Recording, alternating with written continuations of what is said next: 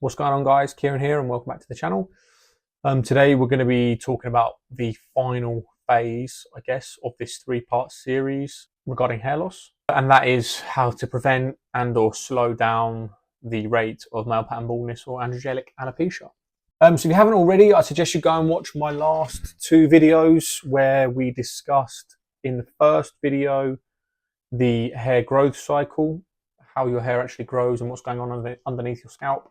And then we discussed the hair loss process. So why your hair is actually falling out, how it happens, the main cause of hair loss in terms of male pattern baldness or androgenic alopecia. So let's just have a quick recap of the hair loss cycle. You have over 100,000 hairs on your scalp, each of which stem from a follicle embedded in the skin on your scalp. It's like the root of a tree embedded in the ground. Each follicle contains approximately 3 to 5 hairs at the start of its life cycle. And the hair is constantly shedding and regrowing through its life cycle. And if you want to look at my first video, if you want to learn more about the hair growth cycle itself and what different stages there are.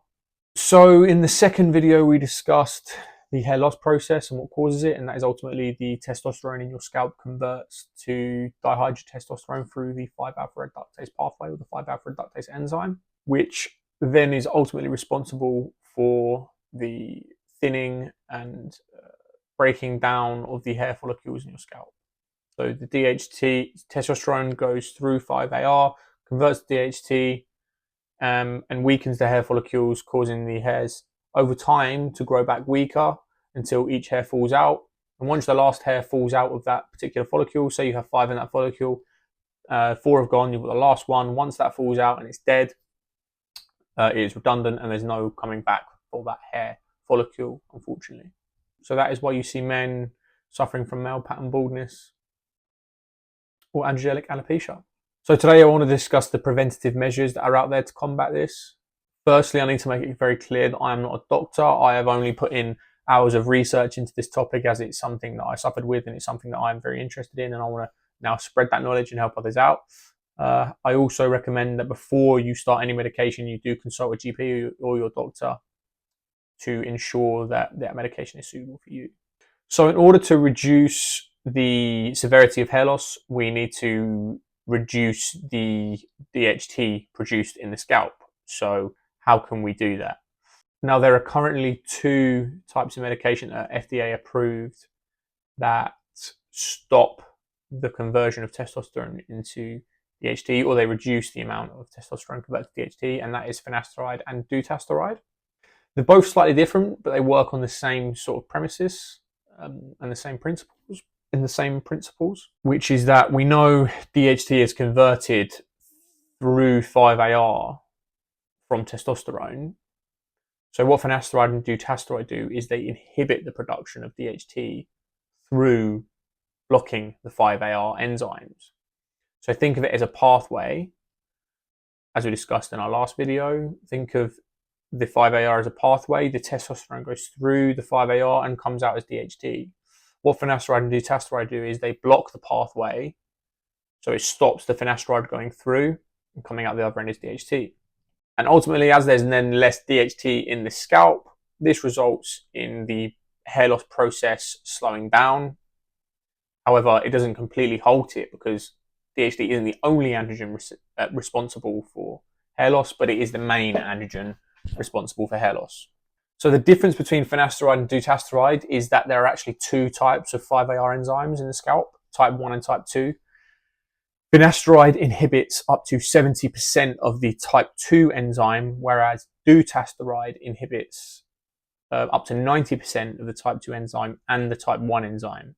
So it's a more potent inhibitor of type 2 as well as type 1. So ultimately that means that finasteride blocks 70%, so it's the majority, which is great, but dutasteride inhibits nearly 100% of testosterone to DHT conversion. So the prescribed dosage of finasteride for androgenic alopecia is 1 milligram daily.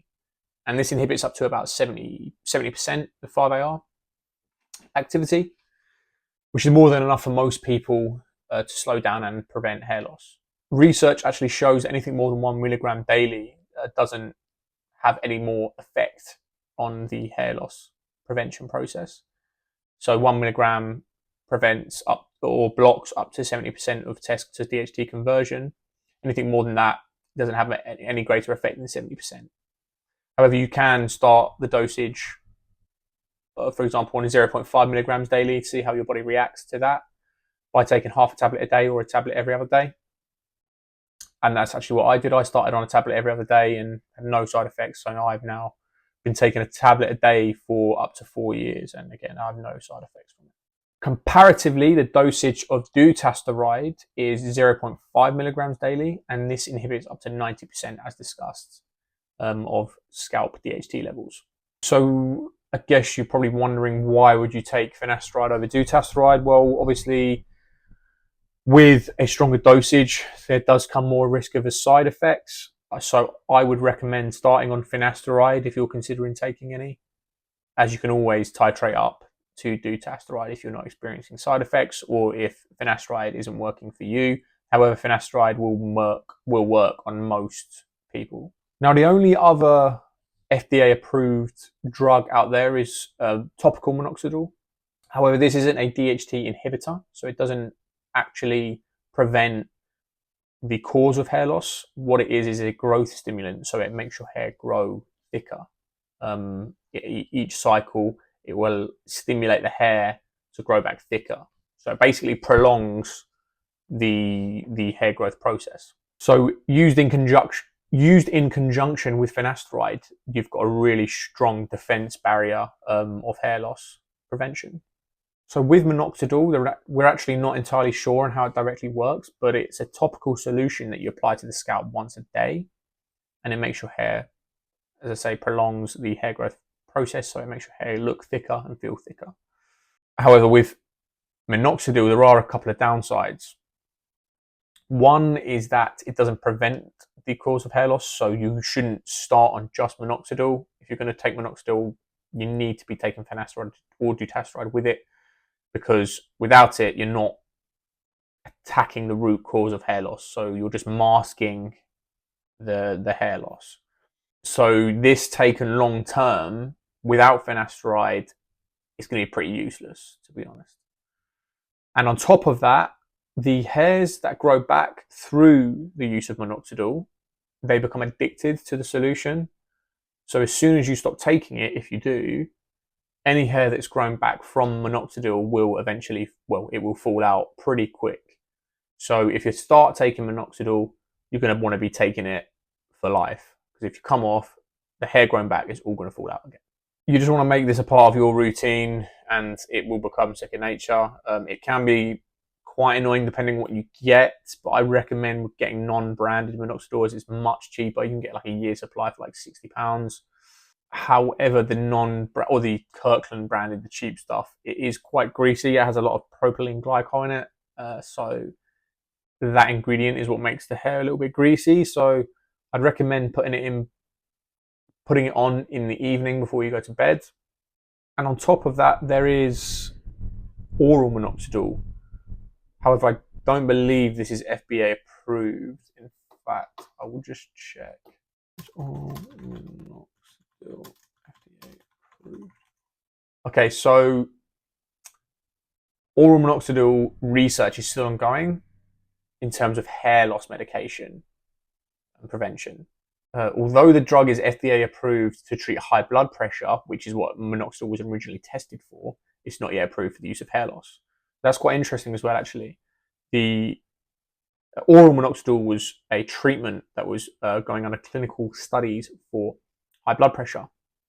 And one of the side effects was rapid hair growth, or an excessive amount of hair growth throughout the body, not just the scalp. So some people do take oral minoxidil for hair loss prevention. However, it's not FDA approved, and there are more supposed side effects. I haven't tested oral minoxidil yet. However, I may dabble and make myself the guinea pig trying it out. So if I do, I will keep you posted on how that goes. But at the moment, I've got a pretty good hair loss protocol. I'm currently taking finasteride, minoxidil, and I'm microneedling as well, which I'll go into in another video, as I'm cautious that I'm rambling on now.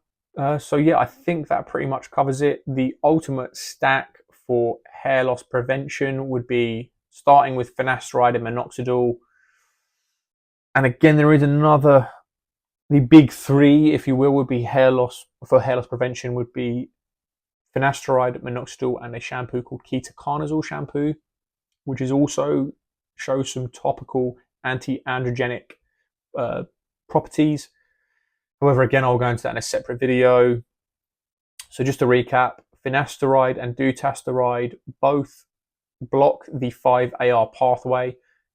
As a result, reduces the amount of DHT produced from testosterone. Finasteride inhibits up to 70% through blocking the type 2 5-AR, and dutasteride prevents up to 90% of DHT conversion through the type 1 and type 2 5-AR pathways. I think that covers pretty much everything. As always, like the video. Thanks for watching. Comment down below if you found anything interesting. Let me know if you want me to cover any other topics. You can find me on Instagram at CAppFitness or on TikTok at the same. And yeah, like, share, subscribe for the sake of the algorithm. Thanks for watching. See you next time.